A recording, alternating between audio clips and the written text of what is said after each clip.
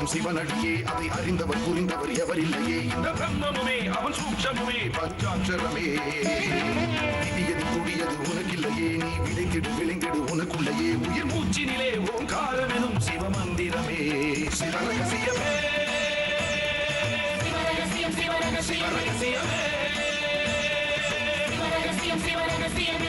ஆதியும் அந்தமும் சிவனடியே அதை அறிந்தவர் புரிந்தவர் எவரில்லையே இந்த பிரம்மமுமே அவன் சூட்சமுமே பஞ்சாட்சரமே விதியது கூடியது உனக்கில்லையே நீ விளைந்திடு விளைந்திடு உனக்குள்ளையே உயிர் மூச்சினிலே ஓங்காரம் எனும் சிவமந்திரமே சிவரகசியமே சிவரகசியமே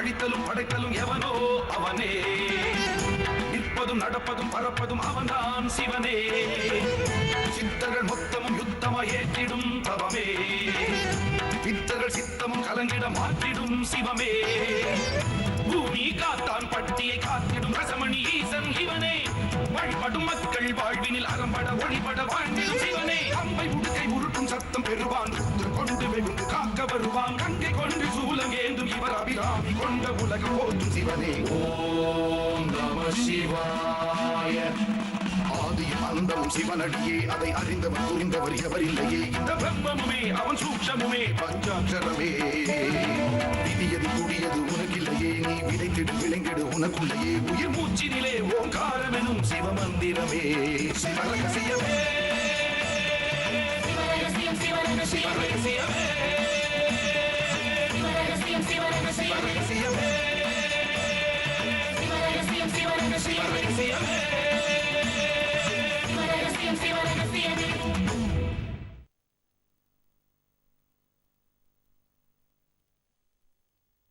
விரக நாயகனை தேடி விரும்பிய மங்கை போல குரவனா ரூபதே தேசத்தை குறிப்புடன் நிதமும் தேடி இரவுடன் பகலுமான இருபத நடனம் கண்டால் சிரமதில் நாகைநாதர் சிலம்பொலி கேட்கும் நெஞ்சே கணபதி சித்தர்.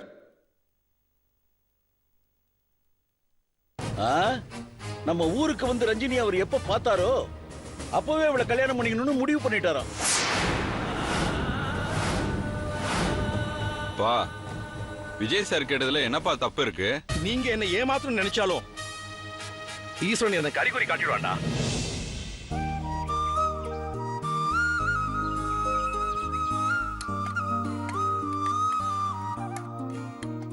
பிருந்தாக்கா கஞ்சி கரைச்சி கொண்டு வந்திருக்கேன். நானே ஊட்டி விடுவேனா, நீங்க சமத்தா சாப்பிடணும் சரியா? எங்க எங்க காட்டுங்க.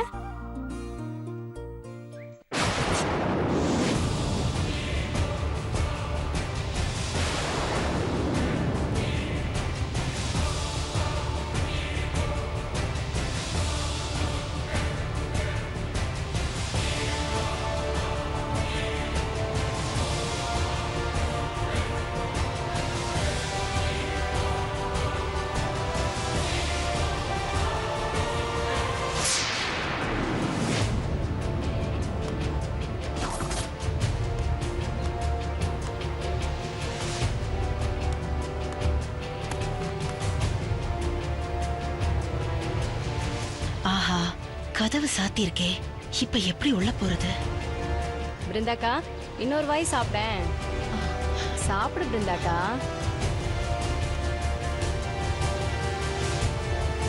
பிருந்தாக்கா உங்க அம்மாவும் உங்க அண்ணனும் எங்கன்னு தேடுறியா? இவ வேற பக்கத்திலே இருக்காளே, இப்ப என்ன பண்றது? அவங்க எங்க போயிருக்காங்க தெரியுமா? ஜெயில இருக்க உங்க அப்பாவை பாக்குறதுக்காக. உங்க அப்பா ஜெயில இருக்கிறதும் ஏன் அங்க அவர் இருக்கிறாருன்றதும் தெரியுமா உங்களுக்கு? உங்க அப்பாவும் சொல்ல மாட்டேங்கிறாரு, நீங்களும் சொல்ல மாட்டேங்கிறீங்க. நீங்க சீக்கிரம் குணமானா தானே என்னதான் நடந்துச்சுன்னு சொல்லி உங்க அப்பாவை காப்பாற்ற முடியும். நீங்க சீக்கிரம் பேசிடுவீங்களா? சமத்த அக்கா, சாப்பிட்டுட்டீங்களே? சரி, நீங்க இங்கே இருங்க, நான் போய் பாத்திரத்தெல்லாம் கழுவி வச்சுட்டு நானும் சாப்பிட்டுட்டு வந்துடுறேன். சரியா?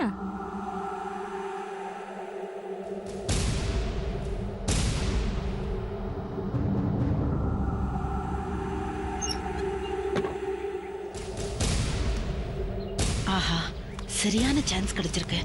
ஆனா கதவு சாத்திருக்கே. வள்ளிய கூப்பிட்டு பேச்சு கொடுத்து பாம்ப உள்ள வச்சுட்டு போயிடலாம். பாம்பு வெடிச்சா அவளும் தானே சேர்ந்து போவா. அப்புறம் நம்மளை காட்டி கொடுக்க வேற யாரு இருக்க போறா?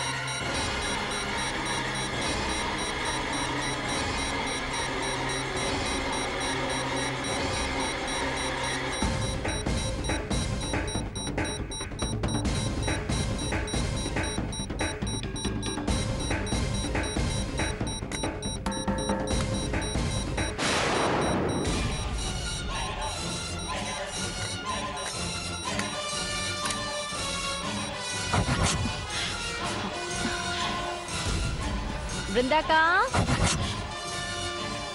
தனியா இருக்க பயமா இருக்கா? இதோ வந்துடுறேன்.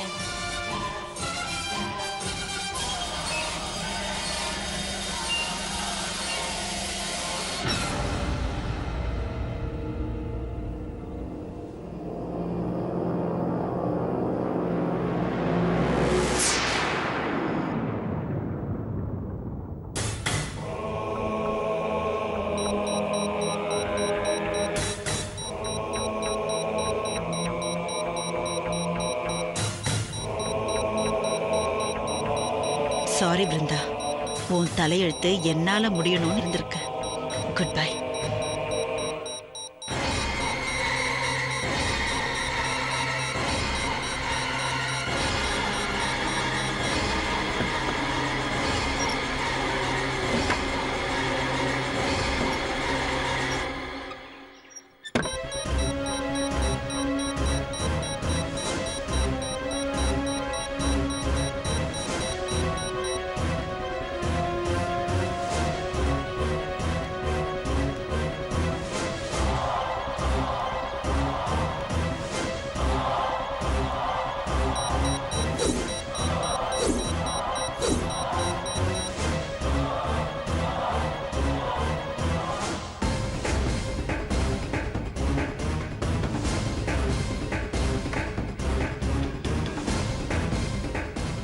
உள்ளே உட்கார்ந்து சாப்பிடலாம் தான் நினைச்சேன்.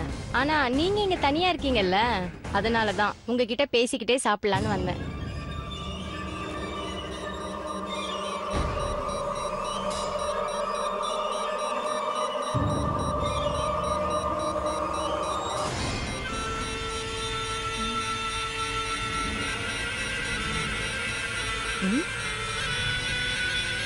என்னக்கா டிக் டிக் டிக்னு ஏதோ சத்தம் கேக்குது. அண்ணன் ரூம்குள்ள கடிகாரம் ஏதாவது இருக்கோ? சரி, நான் சாப்பிடுறேன், எனக்கு பசிக்குது.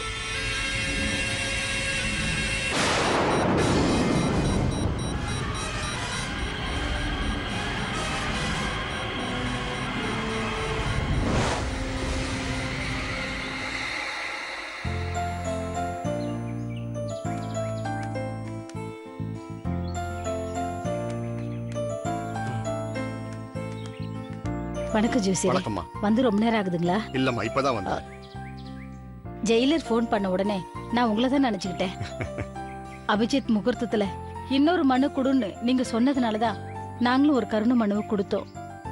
அத ஜனாதிபதி ஏத்துக்கிட்டு என் புருஷனுக்கு தண்டனையை குறைச்சிருக்காரு. உங்களுக்கு நான் எப்படி நன்றி சொல்றேனே தெரியலையா. எல்லாம் அந்த ஈசன் செயல். என் புருஷனை நீங்க காப்பாத்தி கொடுத்துட்டீங்கயா.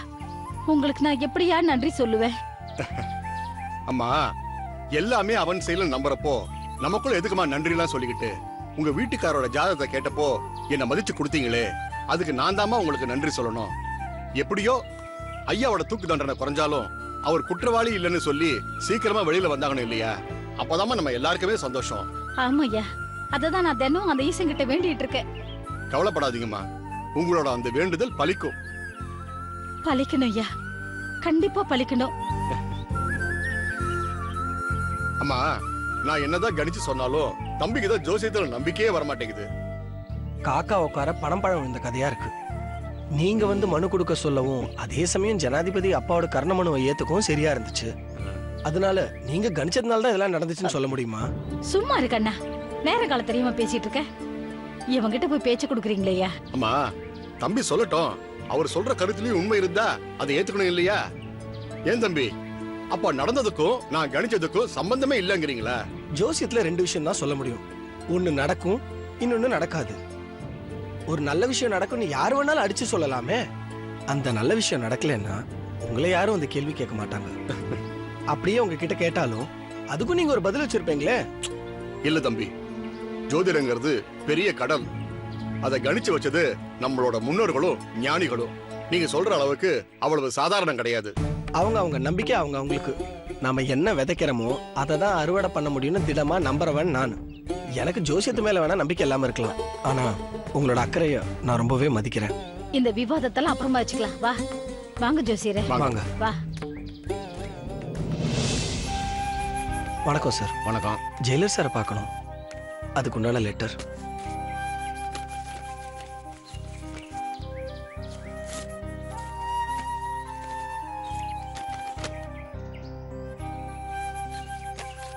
உள்ள போங்க.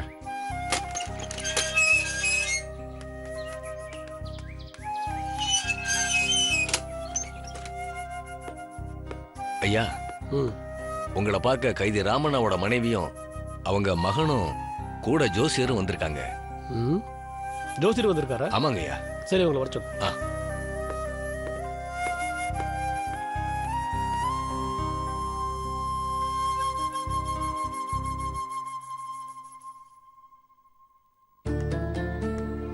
வணக்கம் சார். வாங்க வாங்க. வணக்கம் ஐயா. இந்தாங்க. ஜோசியரே, சௌக்கியமா? நல்லா சௌக்கியம் சார். உட்காருங்க.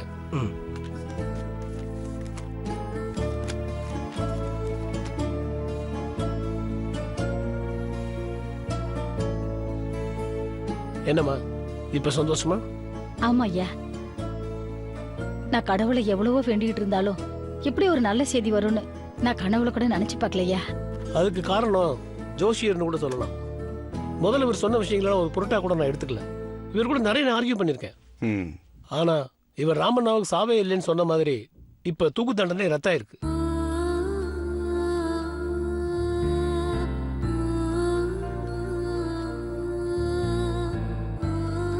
அதோட நல்ல நேரம் அது இதுன்னு சொல்லி ஜோசியர் மறுமணு கொடுத்தப்ப கூட எனக்கு பெருசா நம்பிக்கை வரல. ஆனா இப்ப கூட ஜோசியர் சொன்னபடிதான் நடந்திருக்கு. இப்பெல்லாம் எனக்கே ஜோசியத்து மேல கொஞ்சம் நம்பிக்கை வர ஆரம்பிச்சிருச்சு. ஜோசியரே, நான் ஒரு நாள் சொல்றேன், நீங்க எங்க வீட்டுக்கு வரணும். அதுக்கு என்ன சார், கண்டிப்பா வரேன். சரி, இப்ப ராமண்ணா விஷயத்துக்கு வருவோம். நீங்களும் ரொம்ப சந்தோஷப்படுவீங்க, அவரை நினைச்சு நிம்மதியாவும் இருப்பீங்க. ஆனா தூக்கு தண்டனை ரத்தானதை பத்தி சொன்னப்போ அவர்கிட்ட எந்த ஒரு மாற்றமும் இல்லை. சரி, இப்ப ராமண்ணா விஷயத்துக்கு வருவோம். நீங்களும் ரொம்ப சந்தோஷப்படுவீங்க, அவரை நினைச்சு நிம்மதியாவும் இருப்பீங்க. ஆனா தூக்கு தண்டனை ரத்தானதை பத்தி சொன்னப்போ அவர்கிட்ட எந்த ஒரு மாற்றமும் இல்லை. அதே சாதாரணமா எடுத்துக்கிட்டு மறுபடியும் தியானத்திலே போய் உட்காந்துட்டார்.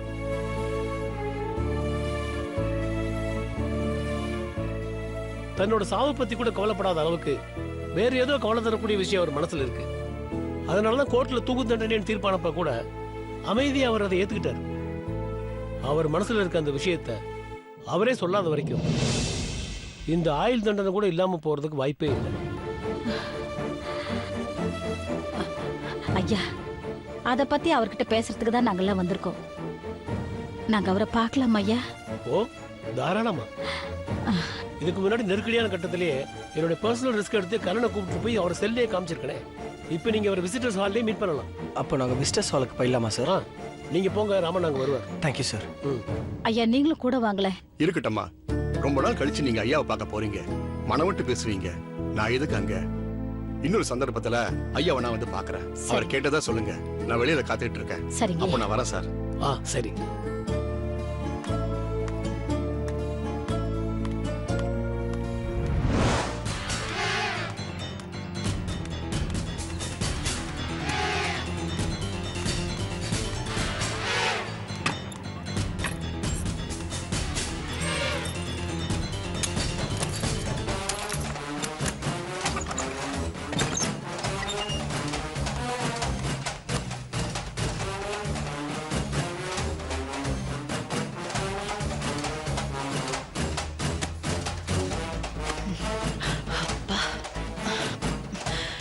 பாம்பு வெடிச்சு பிருந்தா செத்தாளா இல்லையான்னு எப்படி தெரிஞ்சுக்கிறது?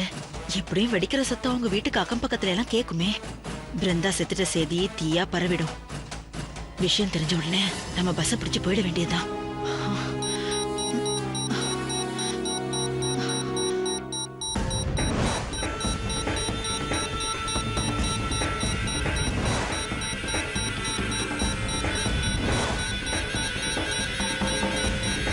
என்னது, அங்க பாம்பு செட் பண்ணி வச்சிட்டு வந்தா இங்க சத்தம் வருது?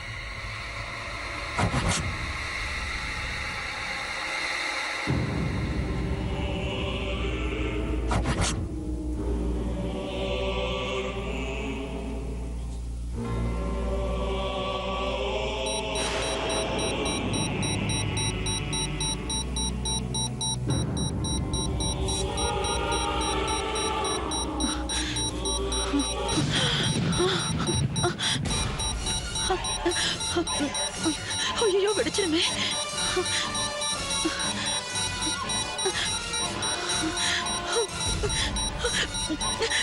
ஐயோ ஐயோ ஐயோ ஐயோ.